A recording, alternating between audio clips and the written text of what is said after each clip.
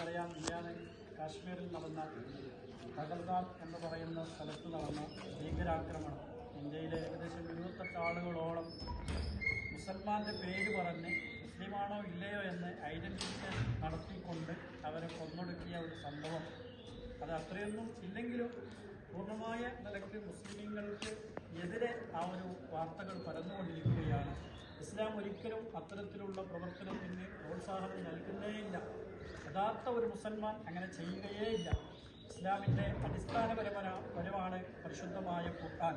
ആ ഖുർആനിൽ പറയുകയാണ്, ഒരാൾക്ക് ജീവൻ നൽകിയാൽ സമൂഹത്തിന് മുഴുവൻ ജീവൻ നൽകിയതിന് തുല്യമാണ്, ഒരാളെ അകാരണമായി കൊന്നാൽ സമൂഹത്തെ മുഴുവനും കൊന്നതിന് തുല്യമാണ് എന്ന് പരിശുദ്ധ ഖുർആൻ നമ്മുടെ നെഞ്ചിലേറ്റി നടക്കുന്ന നമ്മുടെ ഇമാമായ നമ്മുടെ അടിസ്ഥാനപരമായ പരിശുദ്ധ ഖുർആൻ അങ്ങനെ പഠിപ്പിക്കുമ്പോൾ ഖുർആനിനെയും പരിശുദ്ധ സുന്നത്തിനെയും അംഗീകരിക്കുന്ന ഒരു മുസൽമാനും അങ്ങനെ ചെയ്യാൻ സാധിക്കുകയേ അല്ല.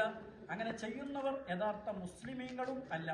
ഇന്ത്യയിൽ നാം ജാതി മത വർണ്ണ വ്യത്യാസമില്ലാതെ ഇന്ത്യയുടെ നിയമത്തിനെ അംഗീകരിച്ചുകൊണ്ട് ജീവിക്കുന്ന മുസൽമാൻ ഒരിക്കലും അത്തരത്തിലുള്ള പ്രവർത്തനത്തിന് ഒരു പ്രോത്സാഹനം നൽകുകയുമില്ല, ഖിയാമത്ത് നാൾ വരെ നൽകാൻ പോകുന്നതുമില്ല.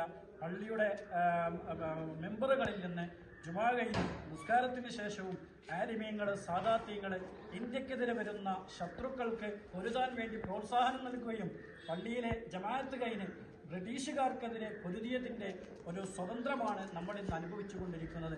അങ്ങനെയാണ് മുസ്ലിമീങ്ങൾക്ക് നമ്മുടെ നേതൃത്വം, നമ്മുടെ ദീന് പഠിപ്പിച്ചു തന്നിട്ടുള്ളത്. ഒരാളെയും ആക്രമിക്കാനോ അല്ലെങ്കിൽ അക്രമപരമായി നമ്മുടെ മതത്തിലേക്ക് കൊണ്ടുവരാനോ ഇസ്ലാം പറയുന്നില്ല. അപ്പോൾ മിനിഞ്ഞാന്ന് നടന്ന ഈ പഹൽഗാമിൽ നടന്ന ഈ നീചമായ ഈ ഒരു സംഭവത്തെ നമ്മൾ പൂർണ്ണമായും മുസ്ലിം ജമാഅത്തിൻ്റെയും അതുപോലെ തന്നെ ഇവിടുത്തെ SSFൻ്റെയും SYSൻ്റെയും SBSൻ്റെയും മുസ്ലിം ജമാഅത്തിൻ്റെയും കീഴിൽ നമ്മുടെ ഈ നട്ടുച്ച സമയത്ത് നമ്മുടെ പ്രധാനപ്പെട്ട ജുമാ നിസ്കാരത്തിന് ശേഷം നമ്മൾ മനസ്സറിഞ്ഞുകൊണ്ട് ആ ഒരു പ്രവർത്തനത്തെ തീവ്രമായി നമ്മൾ അതിനെ തിരസ്കരിക്കുകയാണ്. അതിനു വേണ്ടിയാണ് നമ്മളിവിടെ ഒരുമിച്ച് കൂടിയിട്ടുള്ളത്. നമ്മുടെ നാട്ടിലും നമ്മുടെ ഈ രാജ്യത്ത് ഈ ദേശത്ത് നമുക്ക് സ്വതന്ത്രമായി ജീവിക്കാൻ, നല്ല ഐക്യത്തോടുകൂടെ സന്തോഷത്തോടുകൂടെ ജീവിക്കാനുള്ള എല്ലാ വഴികളും അല്ലാഹു തആല ഒരുക്കി തരുമാറാവട്ടെ.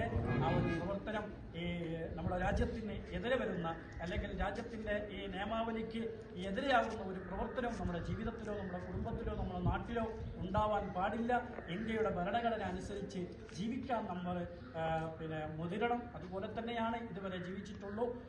ഇന്ത്യയുടെ എല്ലാ വിജയത്തിനും മുസൽമാന്മാരുടെ ഈ സ്വതന്ത്രത്തിന് എത്രമാത്രം മുസ്ലിമുകൾ ത്യാഗം സഹിച്ചിട്ടുണ്ടോ അതുപോലെ തന്നെ എപ്പോഴും മുസ്ലിമുകൾ എപ്പോഴും ഇന്ത്യക്ക് അനുകൂലമായി, ഇന്ത്യക്കാരനായി, ഇന്ത്യക്ക് രക്തം കൊടുക്കാൻ മുസൽമാന്മാർ എപ്പോഴും തയ്യാറാണ് എന്ന് ഈ ഒരു മഹത്തായ സംരംഭത്തെ അറിയിക്കുകയാണ്. ഇൻഷാ അല്ലാഹ് ഈ ഒരു പരിപാടി നമ്മുടെ ആ ഒരു നീച കൃത്യത്തിന് പ്രതിഷേധമായി നമ്മളിവിടെ ലോകത്തിൻ്റെ മുമ്പിൽ നമ്മൾ ഈ ഒരു മഹത്തായ ഈ ജമാഅത്തിൻ്റെ മസ്ജിദിൻ്റെ മുന്നിൽ വെച്ച് നമ്മൾ പ്രതിഷേധം അറിയിക്കുകയാണ്.